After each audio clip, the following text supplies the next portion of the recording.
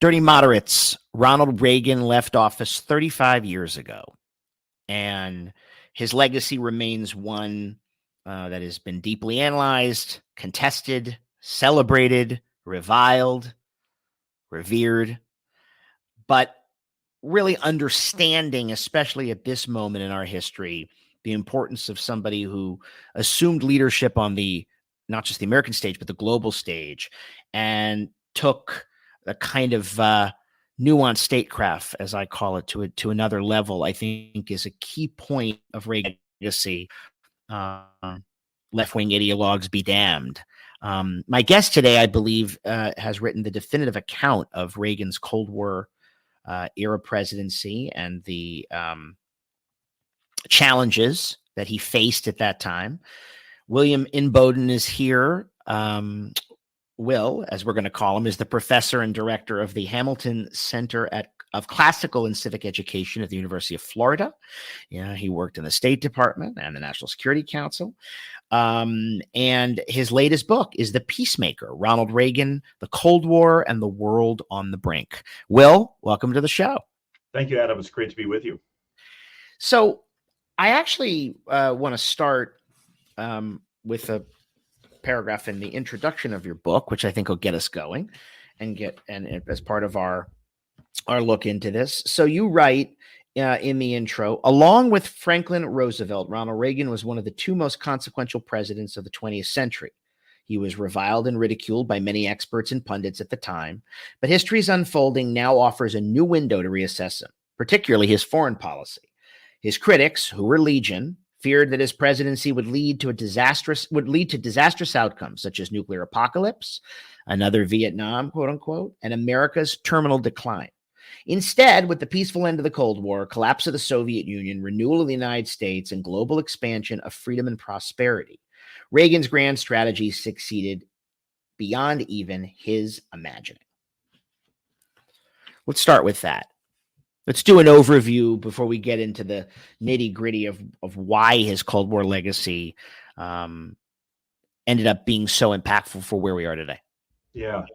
So, no, thank you, Adam. And I'm so honored to be here and really appreciate the chance to talk about this book and the Reagan legacy, especially during our, let's say, troubled times today. And I do think it's important to begin at the beginning, as you mentioned, which is appreciating what a difficult hand Reagan inherited when he's elected in November of 1980 and then, sworn in, takes the oath of office in January of 81. And just to recap some of the highlights or maybe lowlights of what our country had gone through. So it's just a few years after the first lost war in our nation's history, right? The Vietnam War, our withdrawal and disgrace, and then the fall of, South Vietnam to communism. You've got an underfunded and demoralized military as a consequence. The American economy is still a mess, right? I mean, neither President Ford or President Carter had been able to navigate the phenomenon of stagflation, of high inflation and high unemployment. Of course, you had the energy crisis of the 1970s. The hours-long lines at filling stations, people couldn't even fill up their cars. There wasn't enough gas. You had the Iran hostage crisis. Another humiliation for our country of 50-some American diplomats and spies and soldiers held hostage for almost a year and a half after the Iranian revolution. And then if you were to do an overall kind of score tally or scoreboard in the Cold War in 1980, everyone would say the Soviet Union was winning and the United States was losing, right? The Soviet Union was near the apex of its military might. They had supported successful communist revolutions on almost every continent. So just to rattle off a few, so Angola, Mozambique, Ethiopia, Nicaragua, Cambodia, Laos, South Vietnam, Afghanistan, South Yemen had all fallen to communism in the last 8 years. And so there really was a sense the United States is in decline. We're divided and demoralized at home. The Soviet Union is winning the Cold War. And then finally, this is often underappreciated. A lot of people thought that the American presidency itself was broken, that this institution was broken, that this job was just too big for one man. And if we use as a general rule of thumb that a successful president is one who can complete 2 terms, right? There's more to it than that, but let's take that. The last 2-term president had been Dwight Eisenhower 20 years earlier. And the next 5 presidents, Reagan's 5 predecessors, hadn't completed 2 terms, right? So Kennedy had been felled by an assassin's bullet. LBJ had been driven from office, didn't run for re-election over Vietnam. Nixon resigned over Watergate. Ford had been, appointed after Nixon and then had been defeated by Jimmy Carter. Jimmy Carter had been defeated by Reagan. So it was just a really almost overwhelming set of challenges for our government, for our role in the world, for our country at home. And when we look back and want to judge the Reagan record overall, I think you've got to start with asking what kind of hand was he dealt, and it's a very difficult one. Yeah, I think one of the things that Reagan did so well was took his role as the great communicator, which he was called, projected a kind of sunny conservatism, which sadly seems to have gone into the dustbin. Sadly, a Republican Party now that's gone deeply angry populist. You can even argue kind of like weirdly left-wing populist, although under kind of a false conservative guise, because again, they're ideologically incoherent. Reagan took something that he believed and thought he could make a policy distinction from his predecessors. And here's what I mean. Unlike every Cold War president, which I think is very interesting, and I think your book brings this out very well, I want to talk about it. We have a policy of containment that began with Harry Truman. But containment, implicit in that, was that the Soviet Union was going to be a fixture. It was going to be here for a long time, right? It was not going anywhere, and we had to therefore contain it. Ronald Reagan came to office and said, no, this is a battle of ideas. This is a battle of civilization, but that battle comes from the idea that communism is inherently evil, and the Soviet Union should be sent, what he called, I think, to the ash heap of history. Talk about how the arrival of Reagan on the world stage when he's elected in 1980. How that changes, because even Republican predecessors, even like Nixon especially, was Mr. Détente. And I'm a fan of Nixon foreign policy, but it was a much more accommodating, deal making, though Reagan, of course, becomes the ultimate diplomat, which is amazing too. But explain that was a huge change in the way that our president would see the world. And I'm sure it, rankled experts and State Department types and all those people everywhere, Yeah, no, it really did. And again, you're right. This is a very important theme for the book. And the way I summarize it is Reagan had a very different theory of the case in the Cold War than all of his predecessors, right? So this is not a partisan comment. All of his predecessors, Democrats and Republicans, had more or less seen the Cold War the same way, which is that it's this great power rivalry, the great power just meaning a country with a large military and large economy. So the Soviet Union is a great power, it has those, and the United States, a great power, has those. So it's a great power rivalry that happens to be a contest of ideas. They're communist and we're democratic capitalist. But from that, every previous Cold War president had seen the Soviet Union as a rival to be contained. So you have to coexist with it. There's no possibility of it going away. It certainly can't be defeated, but we just want to contain its further expansion. And Reagan reverses that. Reagan has a very different theory of the case in the Cold War. He sees it as fundamentally a contest of ideas between, the free world, a free society, and communist totalitarianism. So he starts with that, framing it as a battle of ideas that happens to also be a great power contest. But from that, he believed that the Soviet Union was not a permanent fixture on the geopolitical landscape, that this was, even though the Soviet Union had been around for 6-7 decades at that point, most experts thought it'll be around for another century. Reagan didn't believe that. He thought that it was actually vulnerable and weak because it was built on these false and broken ideas. That is built on this house of lies, if you will. And looking back in hindsight, I think we can say that he gets that theory of the case right. And the results speak for themselves, but it's extremely controversial at the time.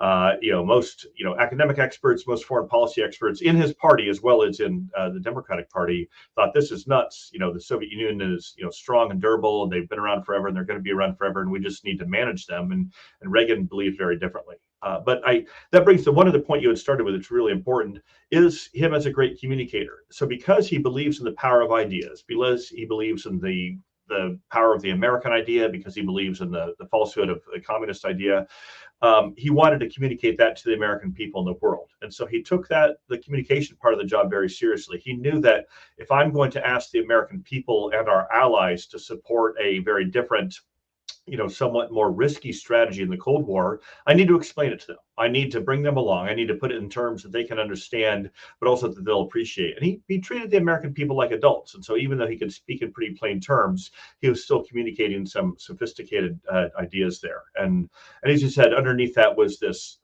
strain of real optimism, right? One way to summarize it is Reagan believed in morning in America, and Trump's signature line is American carnage, right? I mean, it's just, these are very different beliefs about America and the values of our country. Yeah. I think also, especially for this generation or our current generation who seems to think history begins with them. It's a weird kind of narcissism that, that sort of decides what's good and what's bad. I think there's so much junk coming out of academia. It's outrageous. I think that there are way too many people. I saw them when I was at grad school at Brown not too long ago, who are like literally just sort of like bereft Marxists or something. They can't quite get over how a system that never worked, never could work, and would only lead to totalitarianism is like not there anymore or any really respected. I mean, I guess it's there in some places. And I think it's important to know and to discuss with you what it felt like you said at the beginning, because not only were these countries falling to communism, but America felt really awful about itself. Yeah. And we were supposed to be and had been, especially in the booming post-war years, the exemplar of freedom and prosperity and replacing the British Empire as the leader of the free world, essentially, right? And that despite our problems, we could overcome things. But Vietnam and Watergate put paid to that idea, like you said, the seizure of the embassy and Tehran, all of that. Ended up being, among other things, Soviet invasion of Afghanistan, but there is something very spiritual, not religious, about what Reagan did, because he said, we're Americans and we can come back. We can do this again. And I think I say this because we have a guy who's the head of the Republican Party, or what's left the Republican Party, who says this is a horrible country. It's basically crap. Everything's terrible. Nothing's working. And I can make it better, but we have basically a pessimistic view of the future. If I don't get in there, it's over. Reagan's contagious optimism. And again, I was born in 1974, so I'm in the 80s coming up as a kid. I never felt more comfortable than watching, honestly, although I was raised a Democrat. I'm not one anymore. I'm an independent, but I never felt better than watching a Reagan speech. It made you feel we had a leader, made me believe in the country. It I think informed so much of my thinking as a patriot, and I really think that's important too. Yeah, you're exactly right. And we're about the same age. I was born in 1972, so writing this book was kind of revisiting my growing up years as well. We're little kids of the Cold War. Yeah, we are. And like you, I was in a family of Democrats, and it's the same thing. So did not grow up with any great strong support or affection for Reagan. But even then, remember watching his speeches on TV and being, there's something about this guy, the way he speaks to us and about our country. You realize he really believes this stuff, right? And I mean that as both an observation, but also a compliment. I mean, this was not feigned. You can't feign or contrive this for 8 years, especially during some real challenging times for our country. And if I may interject, for those that don't know, Ronald Reagan was an FDR Democrat. Who transitioned into a conservative Republican. For those that don't know, and Reagan for so many years before the conservative movement fell into a puddle of hate and rage. Reagan was in many ways, right, the apotheosis of the conservative icon when it came to presidents, but he was a Democrat. Yeah, and I'm glad you bring up the FDR Democrat part, because I believe the first vote he ever cast, for president was for FDR, and one source of Reagan's optimism was his sense of history. Remember, so his formative growing up years are during the Depression and World War II. Very difficult times for our country. But he had seen America overcome even worse, right? The Depression was about as bad as it got, still the worst time in our country economically. Of course, World War II, still, the biggest threat the free world has ever faced of totalitarianism taking over the entire world. And so Reagan had seen America successfully overcome those challenges, be a part of leading the free world, overcoming the Depression, restoring prosperity, and leading the free world to victory in World War II. And he'd seen it done by a very inspiring, great communicator of a president in FDR.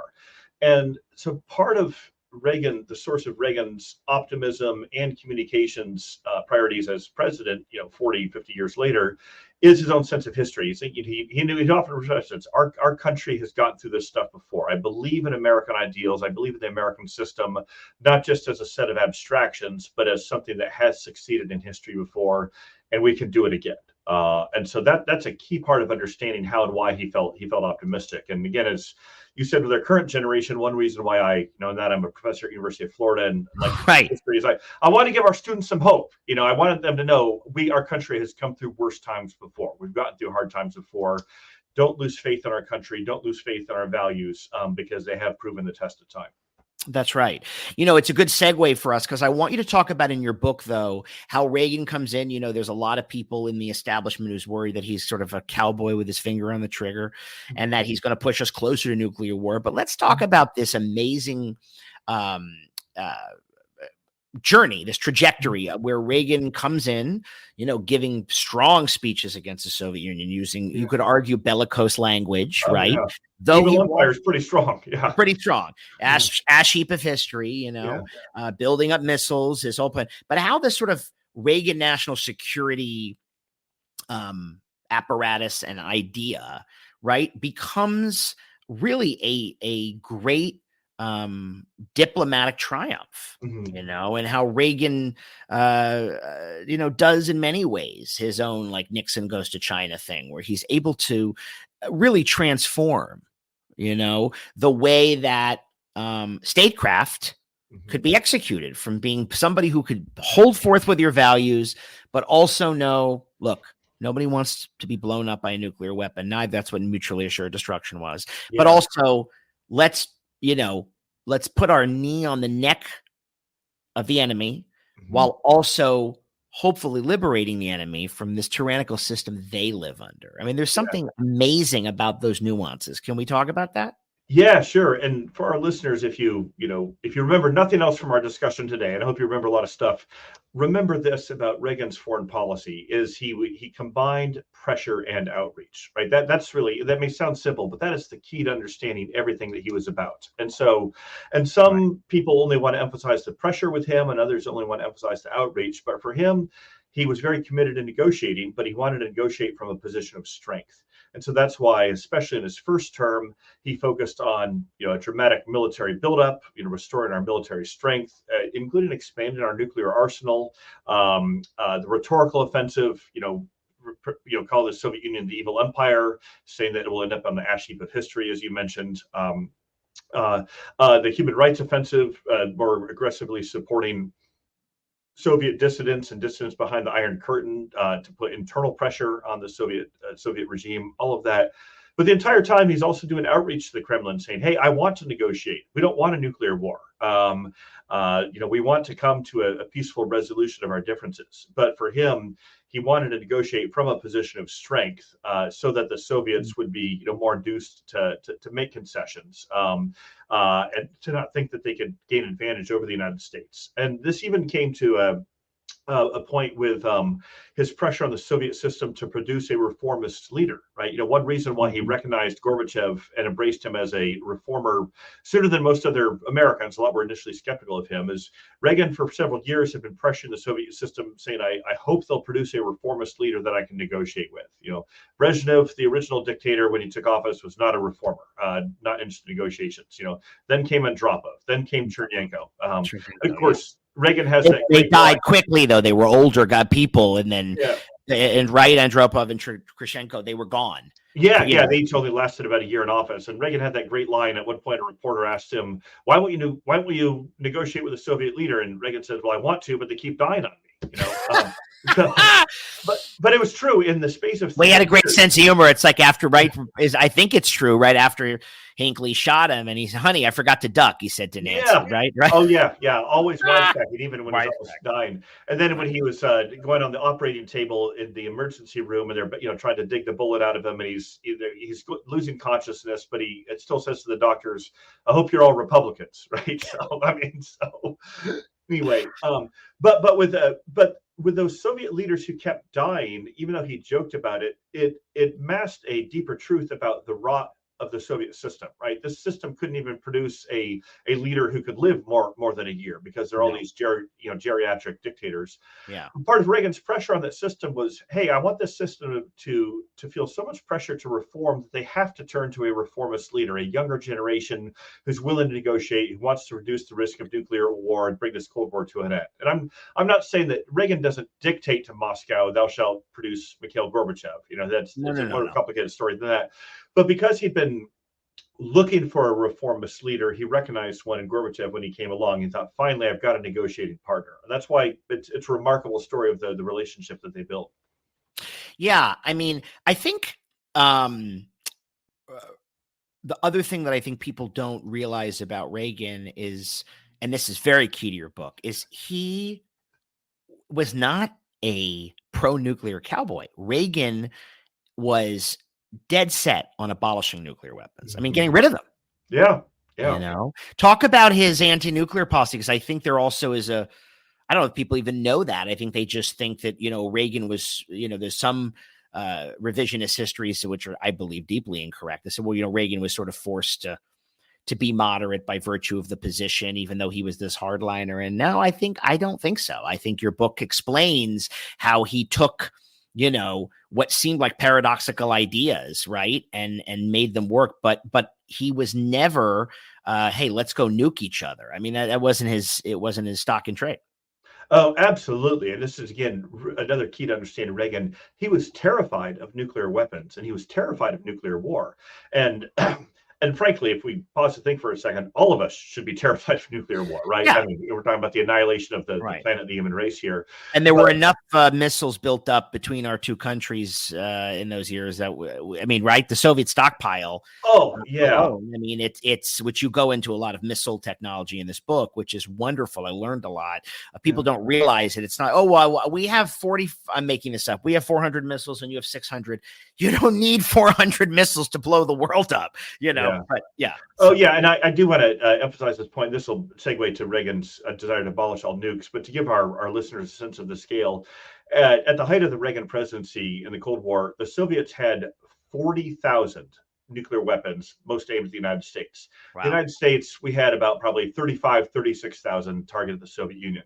By comparison, today, the United States has, I think, about 1,800 nukes, and Russia has maybe 2,000, right? That's still a lot, but 20 times as many during the Cold War. And any one of those can ruin your day. But the Reagan-Gorbachev legacy, and I'm throwing Gorbachev in this regard, is that there was a tremendous effort placed on the key to their many summits was nuclear reduction.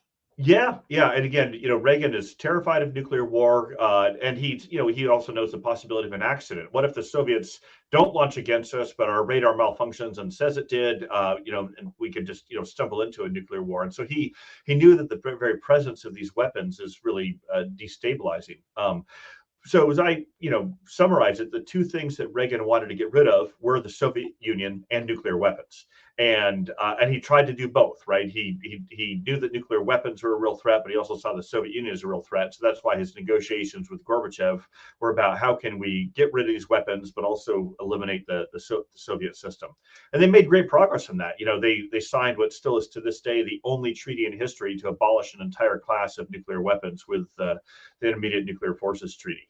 So this is a very consistent strain of Reagan. It also shows how unique he is, because most of his staff thought he was nuts to want to get rid of nukes. His national security advisor or secretary of defense, Mr. President, we need these as a deterrent. And he'd say, I want to get rid of all of them. Right. Talk also about, and just let's hit the rewind button for a second. The way the Nixon and Ford and Carter administrations and previous administrations were sort of committed to the START treaties, and that Reagan had great concerns about those arms control treaties. Talk what his, and I know there was among the right in the 1970s, growing opposition. And by the way, Scoop Jackson too, and Pat Moynihan, and they were like, those kind of Democrats, holdover Cold War Democrats. What was Reagan's opposition to those arms control treaties, and how did what he did ultimately differ from those? Because I think it's worth a look. Yeah, really important. And this is where Reagan is so hard to categorize, because he is a strong critic of the traditional arms control model in those treaties from both the right and the left. So I'll unpack that here. Sure. So in the 70s, when there's the first round of these, they're called SALT, Strategic Arms Limitation Treaties, that Nixon. SALT treaties, not START treaties. Right, START comes later, so you weren't wrong about START. It just START is the child of SALT, right? Yes, exactly. Yeah. And nuclear, arms control is its own esoteric subfield. So yes, I've spent way too much time on it. But so Reagan's criticism of those treaties from the right was that they gave the Soviets an advantage over the United States. Essentially, if you look at the details of those treaties, they were allowing the Soviets to have a more potent nuclear arsenal than the United States. And so he worried, because he didn't trust the Soviet Union, that these treaties leave the United States as vulnerable, at a strategic disadvantage. But he also criticizes them, if you might be, from the left, that they were only slowing the growth of the arms race. And he said, look, if nuclear weapons are such a threat to human civilization, it's not, and we already have enough of a nuclear arsenal to destroy the world many times over, destroy the whole galaxy. We're not making progress if we're only slowing the growth of it. And so he also said, if we're going to do real arms control, I want to significantly reduce our nuclear arsenals and eventually eliminate all of them. And so the sequencing is important. So when he comes into office, he first wants to, like I said, going back to pressure and outreach, he first wants to increase the strength of the American nuclear arsenal so it's a better deterrent against the Soviets, and will let the Soviets know, you won't win in a nuclear war. But he wants to use that as leverage to then pivot and reduce nuclear arsenals and eventually eliminate all of them. And so it's a much more sophisticated strategy than his critics appreciated at the time, who from the right only focused, always trying to give up too much and eliminate nukes, or from the left, he's a cowboy and he's being too bellicose with nukes. And if you really took seriously everything he was doing, like I said, it's a much more complex picture and a very effective one. Yeah, I mean, I think what Reagan did in terms of his rankling of the establishment and sort of scrambling of the ideological origins, if you will, of the Cold War, is that he was able to say, no, we're going to be tough and defeat this evil idea and sow their demise, but we're also going to make sure that we are diplomatically elegant and astute and do what is good for world peace. Yeah. And if you think about that as part of his legacy, I mean, first of all, trying to balance that, a lot of challenges inherent in that. But again, as I said earlier, and your book explains, that was new, but it also suggested, which I love, a kind of, let's call it dirty, moderate approach, right? Where you could, you weren't afraid of being dirty, but you knew you had to be moderate, because that's what civilization in terms of its survival depended upon. Yeah. And as you, I'm sure, picked up from the book, Reagan got all sorts of political criticism during his 8 years. But if anything, the most criticism he got, the most virulent, was from the hard right, from more, the Jesse Helms wing of the Republican Party, who thought he was being a sellout. You absolutely, correctly highlighted his hope for world peace. I mean, that's why I titled the book "The Peacemaker." And some people have said, Inboden, are you being cynical? Is that ironic? Are you trolling us? He's a warmonger, not a peacemaker. I say, no, this is, Reagan often said, I have a desire to be a peacemaker. This is the tribute Gorbachev paid to him at his death, saying Reagan was a great peacemaker. So it's a very sincere title, because I think it captures the essence of the man, even if it's not fully appreciated.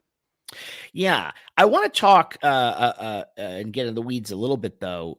Reagan came to office, and as you mentioned earlier about the sort of weirdly domino theory spread of all these countries succumbing to communism, which of course our whole domino theory got us ensnared in the Vietnam quagmire, and was also part of the Cold War. Those that don't know the domino theory, if one country falls to communism, they all will fall. That was a sort of guiding principle.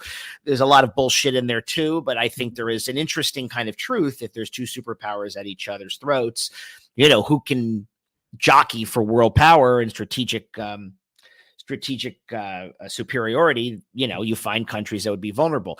But Reagan specifically set his eyes on Central America and the Northern Hemisphere and Latin America. Let's talk about that, because he saw, obviously the very deeply worried when the Somoza dictatorship in Nicaragua fell, because the left-wing Sandinistas were going to come in, and they're again a Marxist redoubt, right?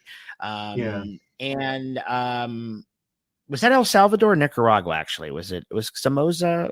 Yeah, Somoza was Nicaragua. You're correct. Nicaragua. Yeah. And then there was the right-wing military government in El Salvador fighting. Yeah, which you also talked about. But kind of like there's not enough talk, because Latin America is always in the news now. We've had the Milei in Argentina, and we had Bolsonaro, and not that these countries were necessarily part of what's going on here, but generally, Central America and all these places played a key role in Reagan's Cold War policy. Let's unpack it.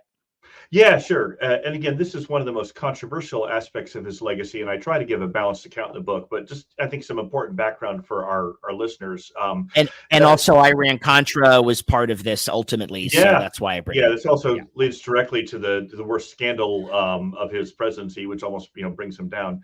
So I start with this: is remember that Reagan was the two-term governor of California, a border state, right? And so during his time as governor of California, Reagan developed a really deep affinity for Mexico.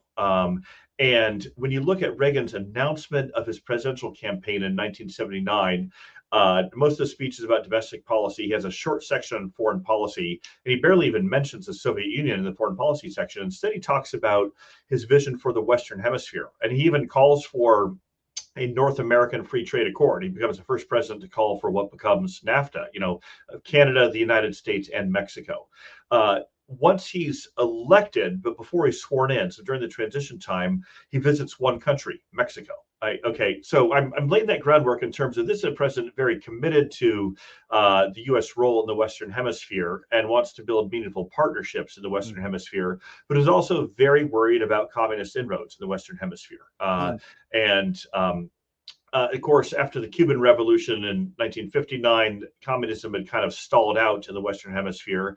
But then with the Nicaraguan Revolution, as you mentioned, in 1979, there's a real worry. Is this another wave of Latin American countries falling to communism? And the Soviets and the Cubans were sponsoring a number of these communist insurgencies. And so Reagan wanted to counter that. But then he has another legacy he has to be mindful of, which is Vietnam. And the big lesson for him from Vietnam is don't send large numbers of American ground troops into, a quagmire, a civil war, right?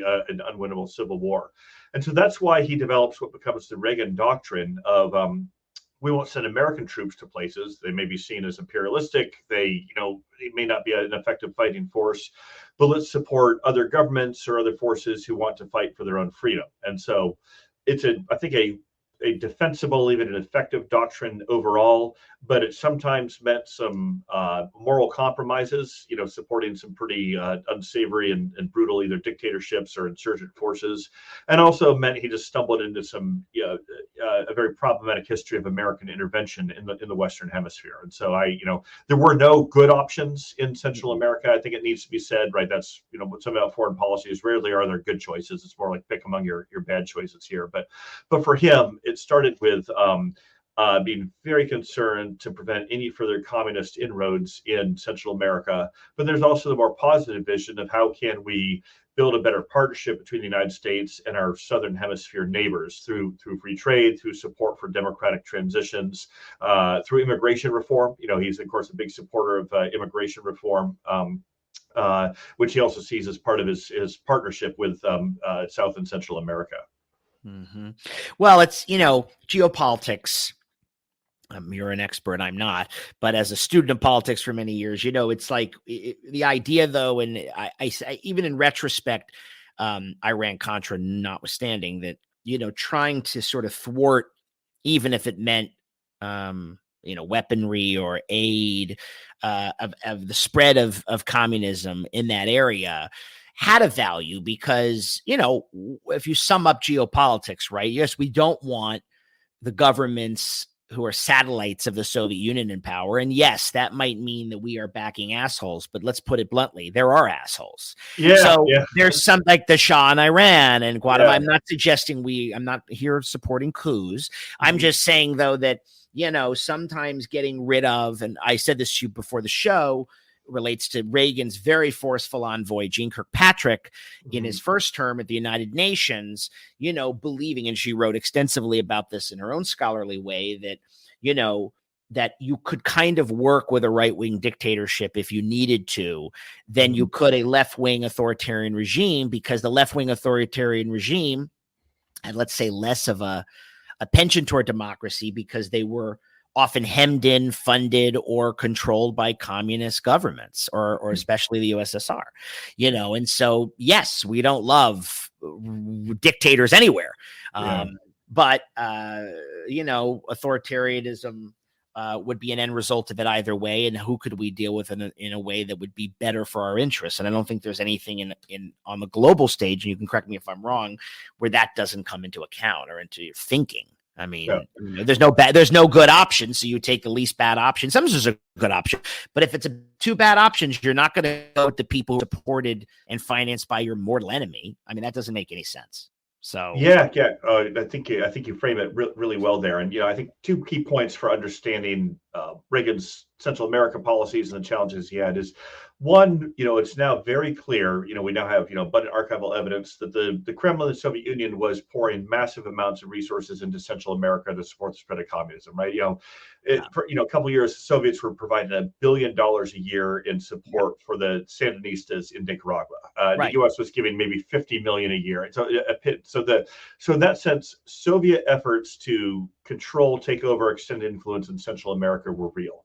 But the other thing to appreciate is, over time, especially in his second term, and here Reagan's Secretary of State George Shultz also gets a lot of credit. Reagan genuinely supported democratic transitions. He did want to see these military governments transition out of power. He knew they were being too brutal to their own people. And so El Salvador, Argentina, Brazil, Chile with Pinochet all do undergo peaceful democratic transitions during his second term, with Reagan's strong support. So in that sense, the results speak for themselves. Right, which justifies what I'm saying. If you can achieve that, right, that means it doesn't mean you're going to achieve it every time. Go into a little bit of why you think that Reagan risked so much for that Iran-Contra idea. I mean, you make a good point. The Soviets are putting $1 billion to the Sandinistas, and I know it was the focal point, but isn't it why do you think that kind of became unfortunately a hill for him to sort of lose his moorings on? Yeah, I'll try to do this quickly and simply, but as you know, it's a very complicated story. Yes. Yeah, but I'll try to give the highlights here. And the first one is, even though we rightly, to summarize, call it the Iran-Contra scandal, there are two mostly separate pieces of it: the Iran part and the Contra part. And so I'll just do each of briefly. The Iran part is, Iranian-sponsored terrorist groups had taken a number of Americans hostage, primarily in Lebanon, but supported from Tehran. And Reagan was just very personally seized with the plight of the hostages, right? He met with their families. He's very empathetic on a personal level. He's just, horribly grieved at what the suffering they're going through. And he just thinks he wants to do anything to get them back. And he also, even though he's, overall a more assertive president, he was a negotiator, and he still had some hopes that even though Iran had become more militant and anti-American after the 1979 revolution, maybe we can bring Iran back to the fold. Maybe we can support some moderates there. And so that's why he, in violation of the law, authorizes selling arms to Iran in exchange for them releasing hostages. And it doesn't really work. They don't release many hostages, and even when they do, they take more. Right? It's just, it's a moral hazard. So it's a debacle, and he bears full responsibility for that. The other wrinkle is he wanted to support the anti-communist Contras in Nicaragua, fighting against the the Soviet-backed, communist dictatorship of the Sandinistas, and Congress had cut off funding for the Contras. They didn't think it was a worthy fight. And this is where I think the best evidence is that even though Reagan wanted to support the Contras, he was not very attentive to the details. And I don't think he knew that some of his staff were taking money from selling arms to Iran for the hostages and diverted it to the Contras. Now, Reagan ultimately is still responsible, right? Like Harry Truman said, for every president, the buck stop here. If you're the commander in chief, you're ultimately responsible. But Reagan, even though he wanted support for the Contras, I don't think he knew about those details, even though he ultimately bore responsibility. But then once the scandal breaks, you've got multiple laws broken against providing funding to the Contras, against selling arms to Iran. You have Reagan exposed as a president who didn't know some of the details of what was going on, and what he did know, he had made some bad decisions on, and he had lied to the American people about that too. And it's a real breach of trust, because over time, the great communicator, people thought he'll talk straight with us. I can trust this guy. And when they realized, well, he's been lying to us about this. And so there's the political crisis, but there's also the larger crisis of confidence. And so it's definitely the lowest point of his presidency. He very nearly gets impeached. It nearly brings him down. Yeah. I wanted though to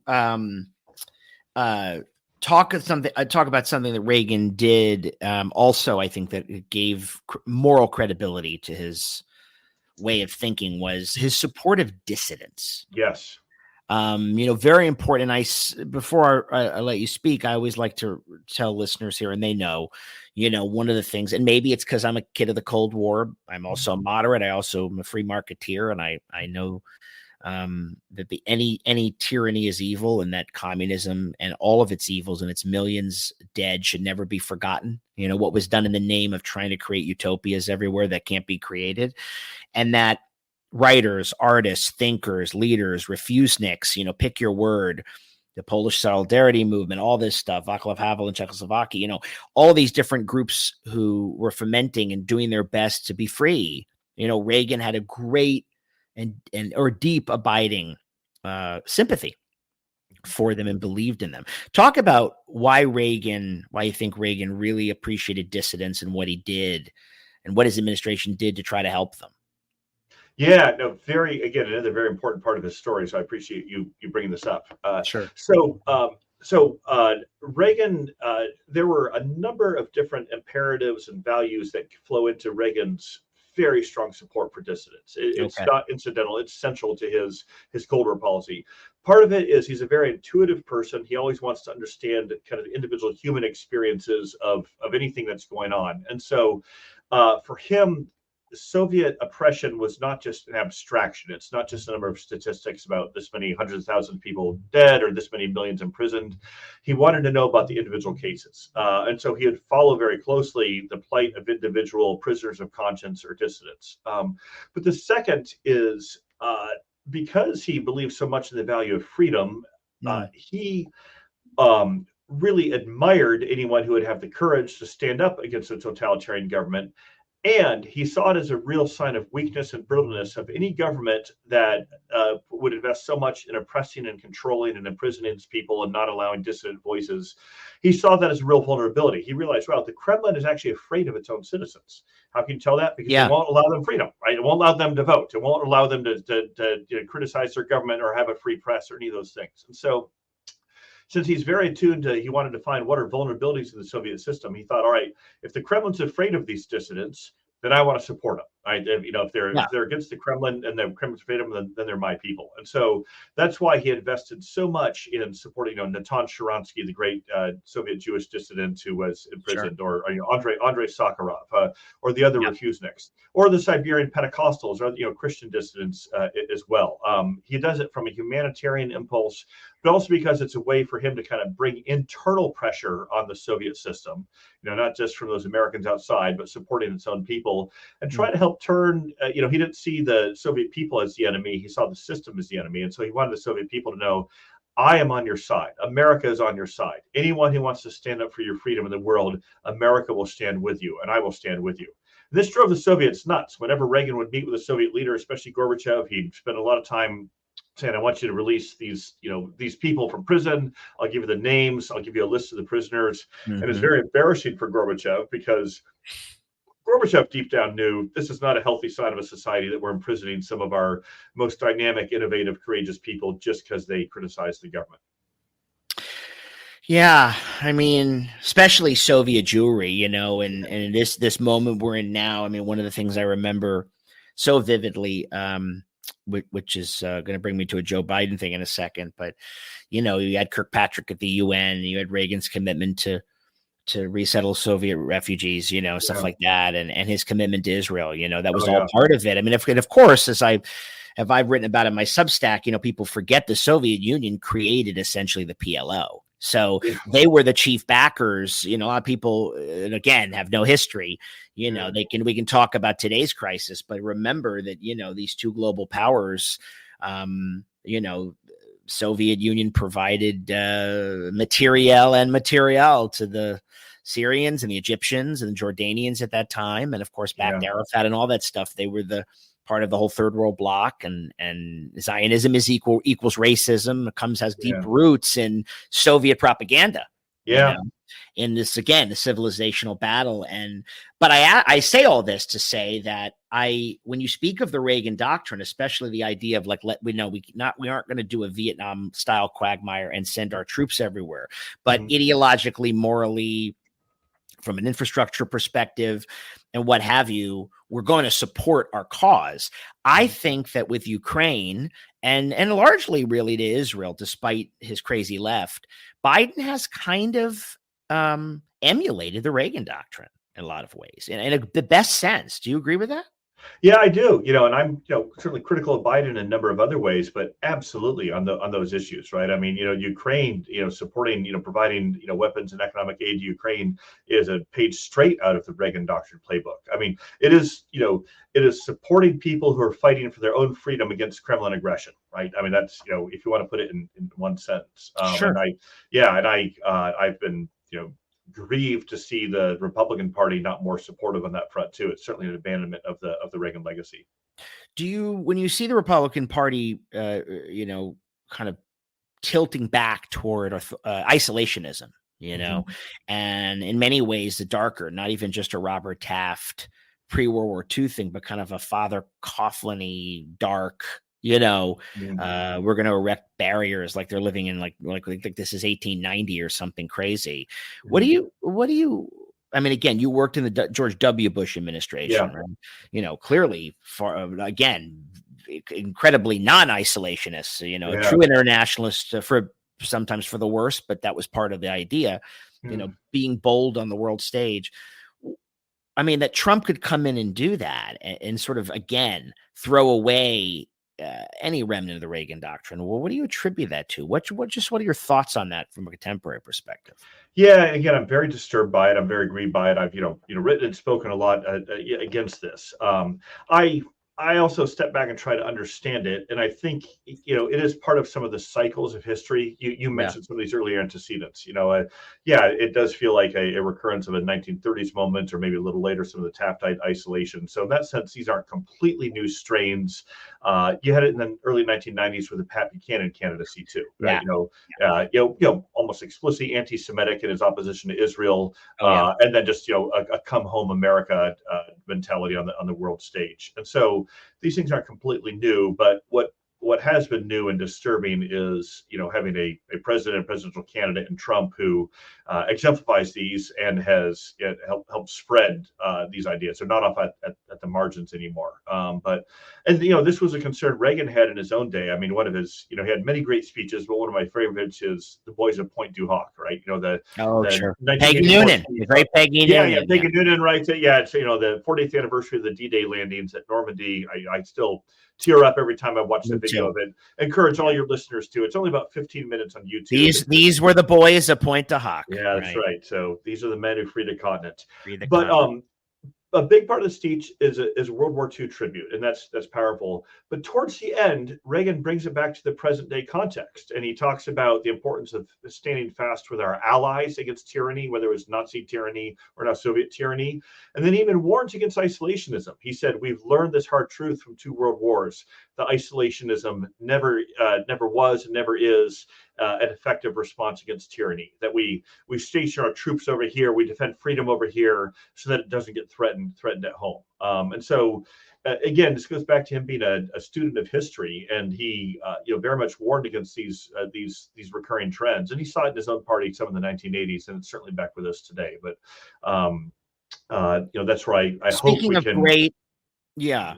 Well, speaking of great Reagan triumphalist moments, it's 1987, the tear down this wall speech. Mr. Gorbachev, tear down this wall. Another one that's so deeply moving. How did that speech factor into the period of time? Because a year prior he'd been at Reykjavik, right? He was going through a variety of summits and meetings and constant communication with Kremlin and Gorbachev at that time.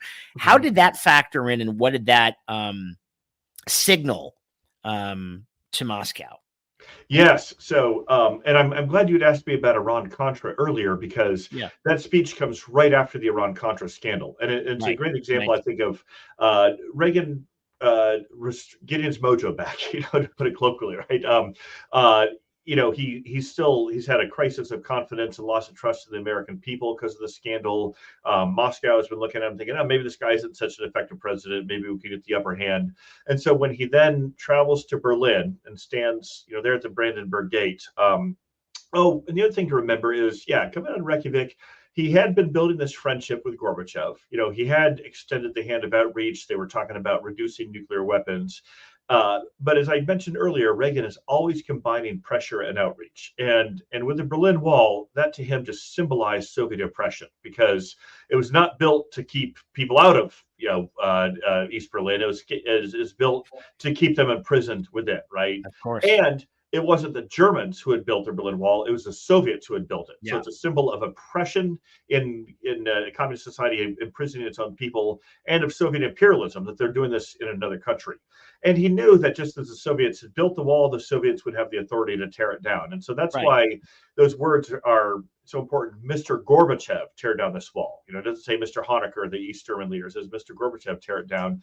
And so it's Reagan's way of regaining the initiative in the Cold War. Showing Iran-Contra may have hurt me, but I'm down, but I'm not out. I'm coming back. I'm still going to put pressure on Gorbachev. And it's also Reagan's message to the people of East Germany, and certainly of East Berlin. You want the wall taken down. You now have an American president who will speak the truth about it and who will call for it. Of course, ultimately, it is those people of East Germany who tear down the wall 2.5 years later. Yeah.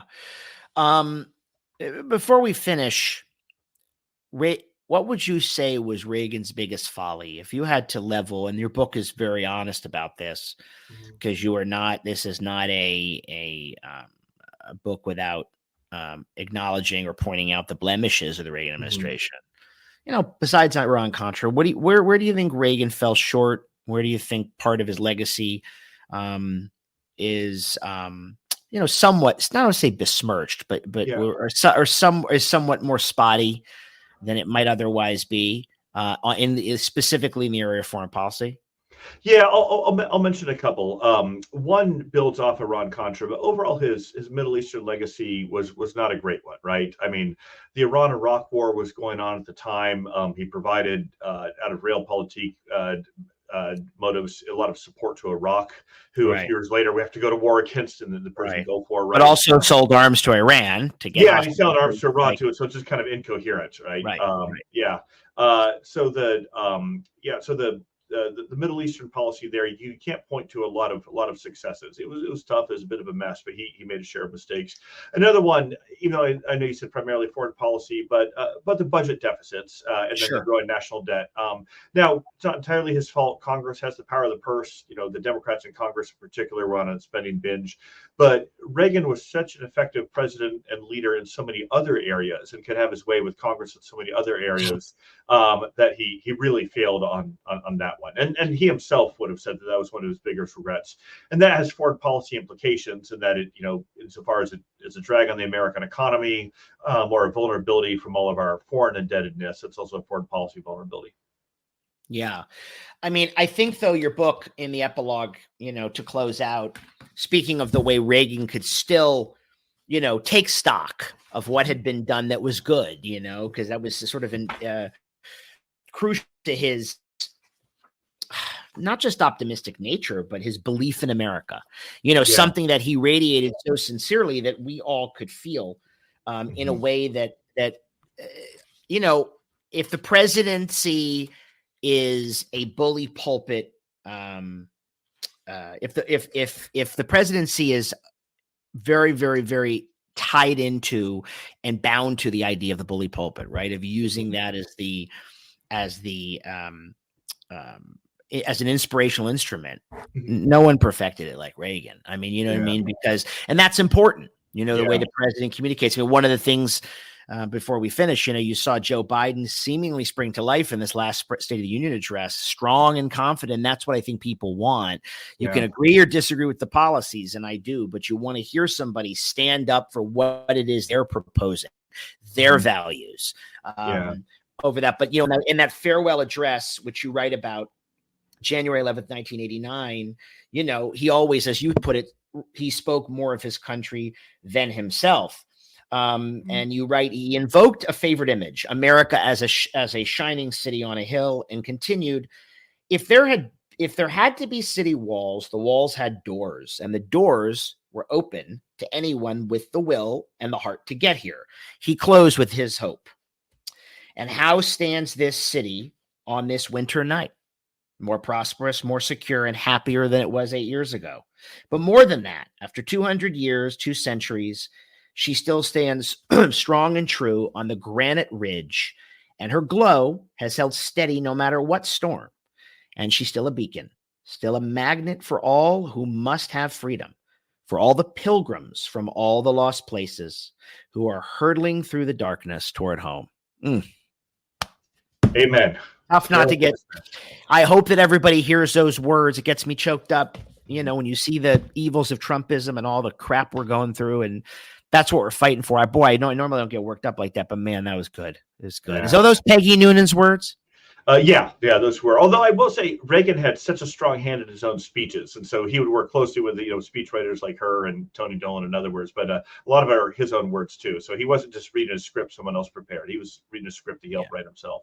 Yeah. So for all those hurtling toward darkness, toward home, God bless you, and please, may America continue to be the shining city on a hill. I still think it is. I know you do, and it's up to all of us. And this podcast is created as a pro-democracy outlet, and that's what we do here every day. So your book is a wonderful portal into that and why it matters and how the events have shaped us, and then some. The book is The Peacemaker, Ronald Reagan, the Cold War, and the World on the Brink. I know you go by Will, but your book name is William Inboden, and I want to thank you. Thank you so much for joining us. We'll have you back and talk more, and I'm excited to see what you do next. Well, thanks, Adam. I'm very grateful. Thank you. All right, folks, as always, stay dirty, stay moderate, stay safe.